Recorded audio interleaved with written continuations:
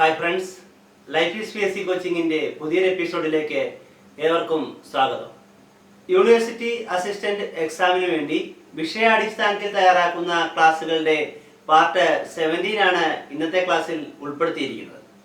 ഇന്നത്തെ ക്ലാസ്സിൽ നമ്മൾ വളരെ പ്രധാനപ്പെട്ട ഒരു ടോപ്പിക്കായ നികുതികളെ കുറിച്ചാണ് ചർച്ച ചെയ്യുന്നത്. നമുക്ക് ക്ലാസ്സിലേക്ക് കടക്കാം. നികുതികൾ എന്താണ്?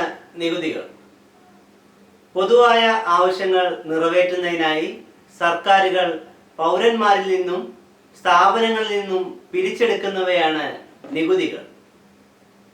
നികുതി നിയമം മൂലം ചുമത്തപ്പെടുന്നവയാണ്.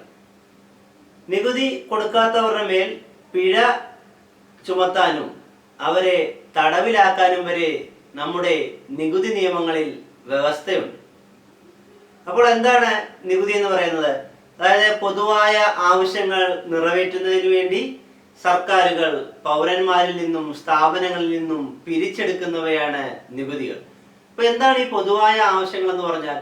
ഇപ്പൊ നമ്മുടെ സർക്കാരിന് പൊതുവായ ഒരുപാട് ആവശ്യങ്ങൾ ഉണ്ട് അല്ലെ. ഇപ്പൊ റോഡ് നിർമ്മിക്കുക, ആശുപത്രി കെട്ടിടങ്ങൾ നിർമ്മിക്കുക, പാലം പണിയുക, സ്കൂൾ കെട്ടിടം നിർമ്മിക്കുക, അങ്ങനെ പൊതുവായ ആവശ്യങ്ങൾക്കൊക്കെ സർക്കാരിന് പണം വേണം. അപ്പൊ സർക്കാരിന് ഇതിനുള്ള പണം എവിടെ നിന്നാണ് കിട്ടുന്നതെന്ന് നിങ്ങൾ ചിന്തിച്ചിട്ടുണ്ടോ? അപ്പോൾ സർക്കാരിന് ഇതിനുള്ള പണം ലഭിക്കുന്നത് ഈ നമ്മൾ അടയ്ക്കുന്ന നികുതി, അതായത് പൗരന്മാരിൽ നിന്നും സ്ഥാപനങ്ങളിൽ നിന്നുമൊക്കെ സർക്കാർ ഈടാക്കുന്ന ആ നികുതി പണം കൊണ്ടാണ് സർക്കാർ ഈ വക പൊതു കാര്യങ്ങളൊക്കെ നിർവഹിക്കുന്നത്. ഇപ്പൊ സർക്കാർ ഉദ്യോഗസ്ഥർക്ക് ശമ്പളം നൽകുന്നത് വരെ ഈ നികുതിയിൽ നിന്ന് ലഭിക്കുന്ന പണം ഉപയോഗിച്ചാണ്. അപ്പൊ ഇങ്ങനെ നികുതിയിൽ നിന്നും ലഭിക്കുന്ന ആ പണം പൊതുവായ ആവശ്യങ്ങൾക്ക് ആണ് സർക്കാർ വിനിയോഗിക്കുന്നത്. പിന്നെ പറയുന്നത് എന്താണ്? ഇത് നികുതി നിയമം മൂലം ചുമത്തപ്പെടുന്നവയാണ്. അപ്പൊ നികുതി എന്ന് പറയുന്നത് ഒരു സുപ്രഭാതത്തിൽ നമ്മുടെ മുഖ്യമന്ത്രിക്കോ പ്രധാനമന്ത്രിക്കോ ഒന്നും വന്ന് പ്രഖ്യാപിക്കാൻ പറ്റുന്ന ഒരു കാര്യമല്ല. ഇപ്പൊ ഇന്ത്യൻ പ്രധാനമന്ത്രി നോട്ട് നിരോധനം ഒരു ദിവസം രാത്രിയാണ് അല്ലെ. നമുക്കറിയാം 2016 നവംബർ 8 രാത്രി 8 മണിക്കാണ് ഇന്ത്യൻ പ്രധാനമന്ത്രി നരേന്ദ്രമോദി നോട്ട് നിരോധനം നാളെ മുതൽ 500-ന്റെ 1000-ന്റെ നോട്ടുകൾ പ്രാബല്യത്തിൽ ഉണ്ടായിരിക്കുന്നതല്ല എന്ന് പ്രഖ്യാപിച്ചത്. അപ്പൊ അതുപോലെ വന്ന് നാളെ മുതൽ GST എന്ന പുതിയ നികുതി നാളെ മുതൽ വരുന്നുവെന്ന് അങ്ങനെ പറയാൻ പറ്റുമോ? ഇല്ല. അപ്പൊ നികുതി നിയമം മൂലം സ്ഥാപിക്കപ്പെടുന്നവയാണ്. അപ്പൊ എവിടെയാണ് നമ്മുടെ നിയമമൊക്കെ ഉണ്ടാക്കുന്ന സ്ഥലം? എവിടെയാണ് നമ്മുടെ രാജ്യത്ത്?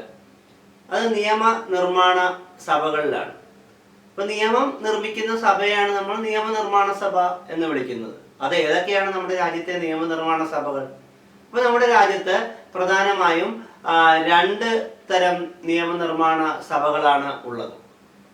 അത് ഒന്ന് പാർലമെന്റും 2 സംസ്ഥാനങ്ങളിലെ നിയമസഭകളുമാണ് നമ്മുടെ രാജ്യത്തെ നിയമനിർമ്മാണ സഭകൾ. അപ്പോൾ ഒരു നിയമം രാജ്യവ്യാപകമായി വരുന്ന ഒരു നിയമമാണെങ്കിൽ, അത് രാജ്യമൊട്ടാകെ പ്രാബല്യത്തിൽ വരേണ്ട ഒരു നിയമമാണെങ്കിൽ ആ നിയമം പാസ്സാക്കേണ്ടത് എവിടെയാണ്? അത് പാർലമെന്റിലാണ്. പാർലമെന്റിൽ 2 സഭകളുണ്ട്. നമുക്കറിയാം, രാജ്യസഭയും ലോക്സഭയും. അപ്പൊ ഈ 2 സഭകളിലും അംഗീകാരം ലഭിച്ചാണ് ഒരു നിയമം ഇന്ത്യയിൽ രാജ്യവ്യാപകമായി വരുന്നത്. അതുപോലെ തന്നെ സംസ്ഥാനത്ത് മാത്രം ഒരു നിയമം നിലവിൽ വരണമെങ്കിൽ അത് സംസ്ഥാന നിയമസഭ അംഗീകരിച്ചാൽ മതി. അപ്പോൾ ഇങ്ങനെ പാർലമെന്റിൽ 2 സഭകളും അംഗീകരിച്ച ഒരു നിയമം. അപ്പൊ പാർലമെന്റിൽ ഇത് അവതരിപ്പിക്കുന്നത് എങ്ങനെയാണ്? ഒരു നിയമം പാർലമെന്റിൽ അവതരിപ്പിക്കുമ്പോൾ അത് നിയമം എന്നല്ല പറയുന്നത്. പാർലമെന്റിൽ ഇത് അവതരിപ്പിക്കുന്നത് എന്ത് രൂപേണയാണ്? ബില്ല് രൂപേണയാണ്. നമ്മൾ പഠിച്ചാണല്ലോ GST ബില്ല് പാർലമെന്റിൽ അംഗീകരിച്ച തീയതി, രാജ്യസഭ അംഗീകരിച്ചതും ഒക്കെ എൻ്റെ കഴിഞ്ഞ ഒരു GSTയുടെ ക്ലാസ് ഉണ്ട്. അപ്പൊ നിങ്ങൾ മുകളിലെ ഐ ബട്ടൺ ക്ലിക്ക് ചെയ്ത് നിങ്ങൾക്ക് ആ GSTയുടെ ക്ലാസ് കാണാവുന്നതാണ്. ഉറപ്പായിട്ടും ഈ നികുതിയുടെ ക്ലാസ് പഠിക്കുന്നവർ GSTയുടെ ക്ലാസ് നിർബന്ധമായും പഠിക്കണം. അപ്പൊ GSTയുടെ ക്ലാസ്സിന് മുമ്പായിരുന്നു ഈ നികുതിയുടെ ക്ലാസ് നിങ്ങൾക്ക് തരേണ്ടത്. കാര്യം GST പഠിക്കുന്നതിന് മുമ്പ് നമ്മൾ പ്രധാനമായും പഠിക്കേണ്ടത് ഈ നികുതിയെ കുറിച്ചായിരുന്നു. അപ്പൊ കുഴപ്പമില്ല, രണ്ടാമതായിപ്പോ ഈ ക്ലാസ്. എന്നാലും നിങ്ങൾ GSTയുടെ ക്ലാസ് കൂടി മുകളിലെ ഐ ബട്ടൺ ക്ലിക്ക് ചെയ്ത് കണ്ട് മനസ്സിലാക്കി വെക്കുക. അപ്പോൾ ഈ GST നമ്മുടെ പാർലമെന്റിൽ അവതരിപ്പിച്ചു, രാജ്യസഭയിൽ അംഗീകരിച്ചു, ലോക്സഭ അംഗീകരിച്ചു. ഇതിനു ശേഷം ഇത് എവിടെയാ ചെന്നത്? രാഷ്ട്രപതിയുടെ ചേംബറിലാണ്. ഇന്ത്യൻ പ്രസിഡന്റിന്റെ ചേംബറിൽ എത്തി നമ്മുടെ രാഷ്ട്രപതി ഈ ബില്ല് ഒപ്പുവെച്ചാൽ മാത്രമേ ഒരു ബില്ല് നിയമമായി മാറുകയുള്ളൂ. അപ്പോൾ നമ്മുടെ രാജ്യത്തൊരു നിയമം ഉണ്ടാകണമെങ്കിൽ അത് പാർലമെന്റ് പാസ്സാക്കണം. പാർലമെന്റ് പാസ്സാക്കിയ ബില്ല് രാഷ്ട്രപതിയുടെ ചേംബറിലെത്തി രാഷ്ട്രപതി ഒപ്പുവെച്ചാൽ മാത്രമേ ആ ബില്ല് നിയമമാകുകയും ഉള്ളൂ. ഇങ്ങനെ നിയമമായി കഴിഞ്ഞാൽ അത് ഏതെങ്കിലും നല്ലൊരു ഒരു ദിവസം നോക്കി ഇത് പ്രാബല്യത്തിൽ കൊണ്ടുവരാം. എന്നാൽ അതിനു മുമ്പായി ഒരു കാര്യം കൂടെ നമ്മൾ ചെയ്യേണ്ടതായിട്ടുണ്ട്. നമ്മൾ ഈ നിയമം പുതിയൊരു നിയമമാണ്. ഈ നിയമത്തെ നമ്മുടെ ഇന്ത്യൻ ഭരണഘടനയിലേക്ക് ഇത് കൂട്ടിച്ചേർക്കണം, അല്ലെ? കൂട്ടിച്ചേർക്കുന്ന ആ പ്രക്രിയക്ക് എന്താ പറയുന്നത്? അമെൻമെന്റ് എന്നാണ് പറയുന്നത്, അല്ലെ? ഭേദഗതി വരുത്തിയാണ് നമ്മുടെ ഇന്ത്യൻ ഭരണഘടനയിലേക്ക് പുതിയ നിയമങ്ങളൊക്കെ എഴുതി ചേർക്കുന്നത്. അപ്പൊ അങ്ങനെ ചേർക്കുന്ന ആ രൂപത്തിന് പറയുന്ന പേര് ആർട്ടിക്കിൾ എന്നാണ്. അപ്പൊ പുതിയൊരു നിയമം ആർട്ടിക്കിൾ രൂപേണ നമ്മള് ഇന്ത്യൻ ഭരണഘടനയിലേക്ക് ഭേദഗതി വരുത്തി കൂട്ടിച്ചേർത്തതിന് ശേഷമാണ് ഇത് പ്രാബല്യത്തിൽ കൊണ്ടുവരുന്നത്. അപ്പൊ നമ്മുടെ രാജ്യത്ത് വന്നിരിക്കുന്ന നികുതി നിയമങ്ങളെല്ലാം തന്നെ നിയമം മൂലം, എല്ലാ നികുതികളും നിയമം മൂലം തന്നെ സ്ഥാപിക്കപ്പെട്ടവയാണ്. അതുകൊണ്ട് തന്നെ നികുതി അടയ്ക്കാൻ എല്ലാ പൗരന്മാരും ബാധ്യസ്ഥരുമാണ്. എന്നാൽ നികുതി അടയ്ക്കാത്തവർക്കെതിരെ പിഴ ഈടാക്കി പിഴ ചുമത്തിക്കൊണ്ട് നികുതി ഈടാക്കാൻ ശ്രമിക്കും. എന്നിട്ടും നികുതി അടയ്ക്കുന്ന ഇല്ല എങ്കിൽ അവരെ തടവിലാക്കാൻ വരെ നമ്മുടെ ഈ നികുതി നിയമങ്ങളിൽ വ്യവസ്ഥയുണ്ട്. അപ്പൊ ഇത്രയും കാര്യങ്ങളാണ് നികുതിയെ കുറിച്ച് പൊതുവായി പറയാനുള്ളത്. ഇനിയും നമ്മൾ അറിഞ്ഞിരിക്കേണ്ട പ്രധാന കാര്യം, നികുതി എന്ന് പറയുമ്പോൾ തന്നെ നമ്മൾ കണ്ടുള്ളതാണ്, നികുതിയെ പ്രധാനമായും രണ്ടായിട്ടാണ് തിരിച്ചിരിക്കുന്നത്, അല്ലെ? പ്രത്യക്ഷ നികുതി എന്നും പരോക്ഷ നികുതി എന്നും, അല്ലെ? പ്രത്യക്ഷ നികുതി എന്ന് പറഞ്ഞാൽ ഡയറക്റ്റ് ടാക്സ് എന്നും, പരോക്ഷ നികുതി എന്താണ്? ഇൻഡയറക്റ്റ് ടാക്സ് എന്നും. ഇനി നമുക്ക് എന്താണ് ഡയറക്റ്റ് ടാക്സ്, എന്താണ് ഇൻഡയറക്റ്റ് ടാക്സ് എന്നൊന്ന് നോക്കാം. ഈ പ്രത്യക്ഷ നികുതി എന്നാൽ നികുതി ചുമത്തുന്നയാൾ നേരിട്ട് നൽകുന്ന നികുതിയെയാണ് നമ്മൾ പ്രത്യക്ഷ നികുതി അഥവാ ഡയറക്റ്റ് ടാക്സ് എന്ന് പറയുന്നത്. അപ്പൊ നമ്മളിപ്പോ ഒരു നികുതി നേരിട്ട് അടയ്ക്കുകയാണ്. അപ്പൊ അതിന് ഉദാഹരണങ്ങൾ ഇവിടെ കൊടുത്തിട്ടുണ്ട്. എന്തൊക്കെയാണ്? ആദായ നികുതി, കെട്ടിട നികുതി, തൊഴിൽ നികുതി, വാഹന നികുതി, ഭൂനികുതിയൊക്കെ, അല്ലെ? അപ്പൊ ആദായ നികുതി, ഇൻകം ടാക്സ് എന്ന് പറയും. ഇപ്പൊ ഇൻകം ടാക്സ് എല്ലാവർക്കും പരിചയം കാണത്തില്ല. ഇൻകം ടാക്സ് അടയ്ക്കുന്നത് ആ ഇൻകം ഒരു പരിധിയുണ്ട്, ആ പരിധിക്ക് കൂടുതൽ ഇൻകം ലഭിക്കുന്നവരാണ് ഇൻകം ടാക്സ് അടയ്ക്കുന്നത്. സർക്കാർ ജീവനക്കാരിൽ ഒട്ടുമിക്ക ആളുകളും ആദായ നികുതി അടയ്ക്കുന്നവരാണ്. എന്നാൽ കെട്ടിട നികുതി നിങ്ങൾക്കൊക്കെ പരിചയം ഉള്ളതായിരിക്കും. നമ്മുടെ എല്ലാ വീട്ടിലും എല്ലാവരും കെട്ടിട നികുതി അടയ്ക്കുന്നതാണ്. അപ്പം കെട്ടിട നികുതി അടയ്ക്കുന്നത് എങ്ങനെയാണ്? നമ്മള് ചിലപ്പോൾ പഞ്ചായത്തിലായിരിക്കും, മുനിസിപ്പാലിറ്റിയിലൊക്കെ ആയിരിക്കും. അപ്പൊ നമ്മൾ വർഷത്തിൽ ഒരിക്കൽ പോയി അവിടെ കെട്ടിട നികുതി അടച്ചിട്ട് വരും, അല്ലെ? കെട്ടിട നികുതിയുടെ പൈസ കൊടുത്ത് രസീതും വാങ്ങി വരും. അപ്പൊ അങ്ങനെ നമ്മൾ നേരിട്ട് പോയി അടയ്ക്കുകയാണ് ആ നികുതി. അതിനെയാണ് ഡയറക്റ്റ് ടാക്സ് എന്ന് പറയുന്നത്. അതുപോലെ തന്നെയാണ് തൊഴിൽ നികുതി. തൊഴിൽ ചെയ്യുന്ന നമ്മൾ ഏത് തദ്ദേശ സ്വയംഭരണ സ്ഥാപനത്തിന്റെ അതിർത്തിക്കുള്ളിലാണോ തൊഴിൽ ചെയ്യുന്നത് ആ തദ്ദേശ സ്വയംഭരണ സ്ഥാപനത്തിലാണ് തൊഴിൽ നികുതി അടയ്ക്കുന്നത്. ഇതിന് പ്രൊഫഷൻ ടാക്സ് എന്നും എംപ്ലോയ്മെന്റ് ടാക്സ് എന്നും തൊഴിൽ നികുതി അറിയപ്പെടുന്നു. പിന്നെ വാഹന നികുതി, നമ്മൾ വാഹനം വാങ്ങുമ്പോൾ അടയ്ക്കുന്ന നികുതിയാണ് വാഹന നികുതി. അത് RTO ഓഫീസിലാണ് വാഹന നികുതി അടയ്ക്കുന്നത്. ഭൂനികുതി ഭൂമിയുടെ നികുതിയാണ്. അതെവിടെ അടയ്ക്കേണ്ടത്? അത് വില്ലേജ് ഓഫീസിലാണ്. നമ്മുടെ ഭൂമി സംബന്ധമായ കാര്യങ്ങളൊക്കെ ഉള്ളത് വില്ലേജ് ഓഫീസിലാണ്. അതുകൊണ്ട് തന്നെ ഭൂനികുതി അടയ്ക്കുന്നത് എവിടെയാണ്? വില്ലേജ് ഓഫീസിലാണ്. ഇനി നമുക്ക് പരോക്ഷ നികുതിയിലേക്ക് പോകാം. പരോക്ഷ നികുതി എന്ന് പറയുന്നത് ഒരാളുടെ മേൽ ചുമത്തപ്പെട്ട നികുതി ഭാഗികമായോ പൂർണ്ണമായോ മറ്റൊരാൾ അടയ്ക്കേണ്ടി വരുന്നതിനെയാണ് പരോക്ഷ നികുതി എന്ന് പറയുന്നത്. ഉദാഹരണം വിൽപ്പന നികുതി. ഇപ്പോൾ ഇല്ല വിൽപ്പന നികുതി നമ്മുടെ GSTയുമായി ലയിച്ചു.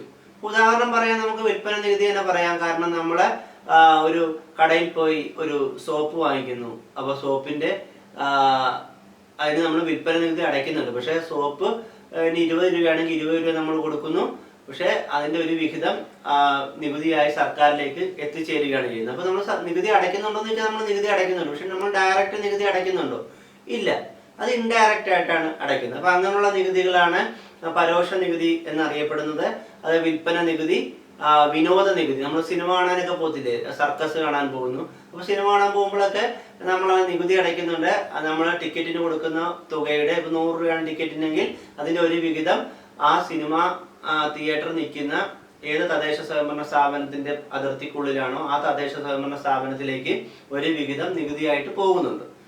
എക്സൈസ് നികുതിയുണ്ട്, സേവന നികുതിയുണ്ട്, കസ്റ്റംസ് ഡ്യൂട്ടി, ഇവയൊക്കെ പരോക്ഷ നികുതികൾക്ക് ഉദാഹരണമാണ്. അപ്പൊ ഇത് രണ്ടുമാണ് പ്രധാന പ്രത്യക്ഷ നികുതികളും പരോക്ഷ നികുതിയും തമ്മിലുള്ള പ്രധാന വ്യത്യാസം.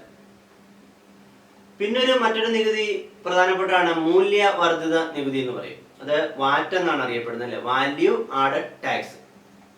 അപ്പൊ അടയ്ക്കേണ്ട നികുതിദായകനെ സ്വയം വിലയിരുത്താൻ കഴിയുന്ന സംവിധാനത്തെയാണ് നമ്മൾ വാറ്റ് അഥവാ മൂല്യവർദ്ധിത നികുതി എന്ന് പറയുന്നത്. അപ്പോൾ ഇന്ത്യയിൽ ഈ വാറ്റ് നിലവിൽ വന്നത് 2005 ഏപ്രിൽ 1-നാണ്. അപ്പൊ ഇന്ത്യയിൽ വാറ്റ് നിലവിൽ വന്നത് എന്നാണ് 2005 ഏപ്രിൽ 1-നാണ്. ലോകത്ത് ആദ്യമായി വാറ്റ് നിലവിൽ വന്നത് എന്നാണ് ഫ്രാൻസിൽ 1954-ലാണ്. GST ക്ലാസ്സിൽ പറയുന്നുണ്ട്. GST നിലവിൽ വന്നതും ലോകത്ത് ആദ്യമായി ഫ്രാൻസിലാണ്, അതും 1954-ലാണ്. അപ്പൊ നിങ്ങൾക്ക് ഓർത്തു വെക്കാം, GSTയും വാറ്റും ആദ്യമായി നിലവിൽ വന്ന രാജ്യം ഫ്രാൻസ് ആണ്. ഈ രണ്ടും ഫ്രാൻസിൽ നിലവിൽ വന്ന ഒരേ വർഷം തന്നെയാണ്, 1954 തന്നെയാണ്.